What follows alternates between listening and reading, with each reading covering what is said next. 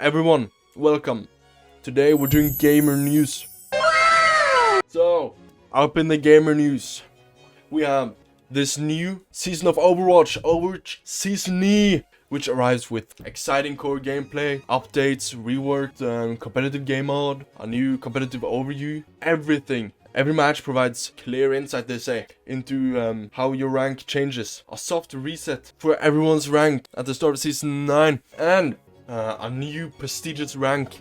A new rank above Grandmaster, now known as Champion. The way it works now, in order to combat the whole skill ranging thing, there is now a rank above Grandmaster to keep GMs, high level players, from playing with diamonds and so on and so forth. This guy says, I'm really confused why you'd add a new rank above Grandmaster when the problem is with GMs playing in games with diamonds already.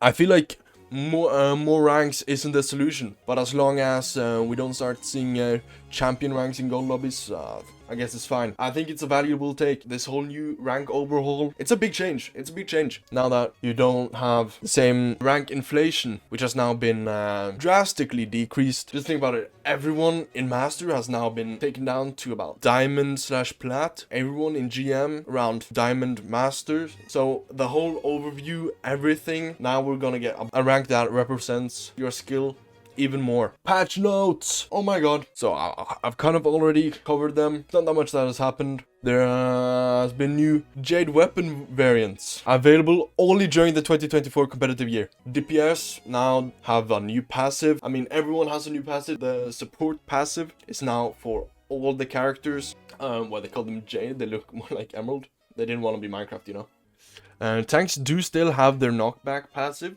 There has been big changes with now DPS. Every time that they shoot someone, they get 20% less heals. And it is why the best comp right now, it's actually if you run Ball or Doomfist, just someone that's able to play without requiring heals. Now Sombra and Tracer are meta. Sometimes Genji, you can throw in a Sojourn as well. Now, we're not gonna go like full flats mode and open up the tier list, sit there 1.5 hours. Oh my god, this is the best comp. Everyone else is shit. No. Basically, dive is meta because now that DPS removes basically 20% of your heals and supports already having 20% of their heal output removed, there's basically so little heal in the game that there's no reason for you to actually go someone that heals, which is why support meta right now is Lucio and Zenyatta. That is the lowest heal comp ever. Medea, 2mad, Sadik, the big boy 2mad, a popular YouTuber known for creating content for games like Fortnite and Overwatch. Found dead in his home in Los Angeles, and he basically overdosed. Nothing else. He was even talking on his stream like the day before, like he was talking about ketamine and how he wouldn't shut up about people on ketamine. No. And then he overdosed playing Overwatch the day after. What's good? What's not so good? We're gonna give a win, a big win, the Overwatch cheating community, just the cheating community in general. Now that DMA cheats, which is direct memory access cheating, is a growing concern. This method involves using hardware cheats. So basically, you have like this card that you plug into your PC, and then they connect it from that to another PC that runs the cheats. So it's basically undetectable. How will we counter this? You can't.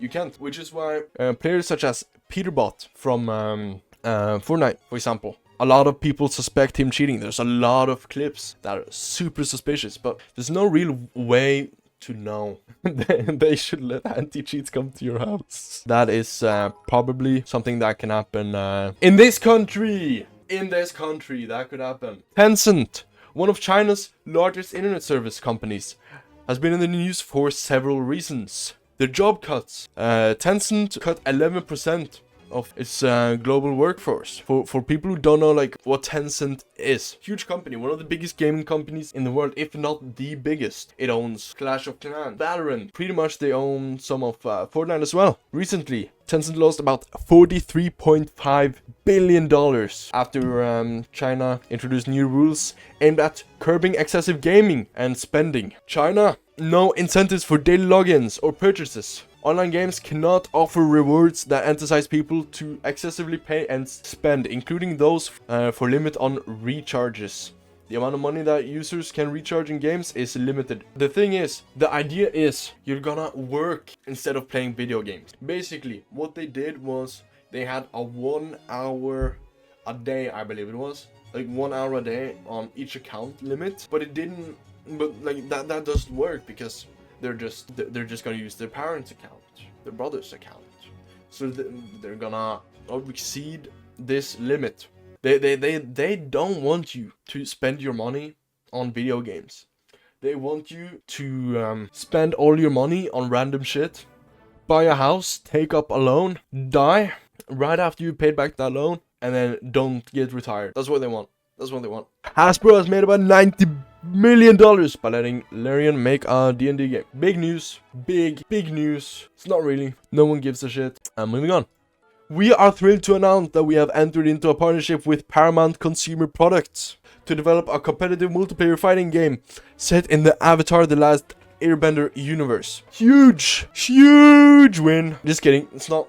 This is a big L for the gaming industry, with recent titles all being shit, as well with the Suicide Squad gang. Imagine getting diffed by an Ong main. Yeah.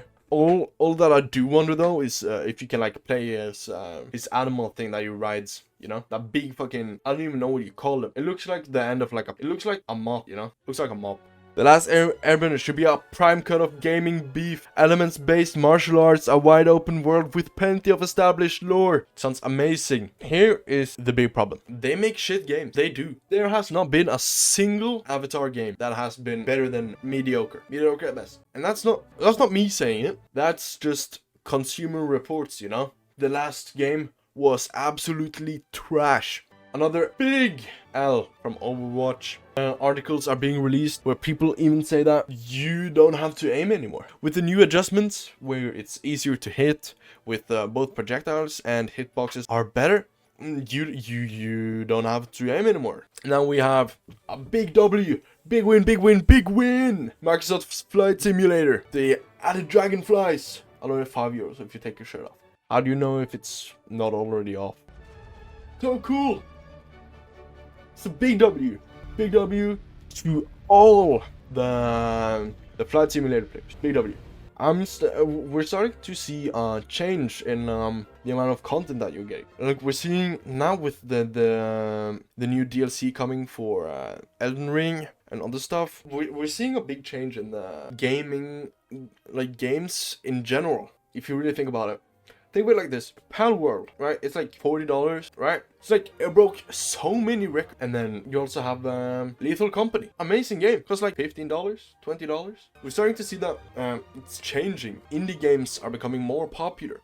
People are tired of just buying the same $70 game. That's shit. Made by Ubisoft. No story. It's just mass produced. People want good games. So we're starting to see, we're probably going to start to see in the future more gaming companies take that turn where they're gonna make weird games like that. Like, although we're just gonna see like a big change. Like, there's not gonna be any big productions like whatever game it is. The new Ubisoft game, which is supposed to be a quad A type game, whatever that means. Quadruple A game, and it does now boarding. Hello, I'm not gonna play it. No one is. It's a shit game. I don't need trailer to know that this game is going to be shit. This is a shit idea. It's really fucking bad. No one is gonna pay $70 for a pirate game with no boarding. Exactly. Going for no less than $70.